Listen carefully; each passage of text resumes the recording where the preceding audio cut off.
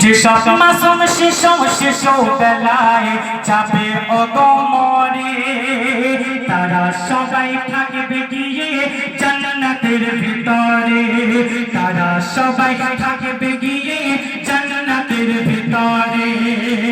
ইব্রাহিম নবী আর মাসারা তাদের লালন পালন করে, আবার মাতা পিতার কোলে ফিরিয়ে দেবে কঠিন হাসর দিনে, আবার মাতা পিতার কোলে ফিরিয়ে দেবে কঠিন হাসর দিনে।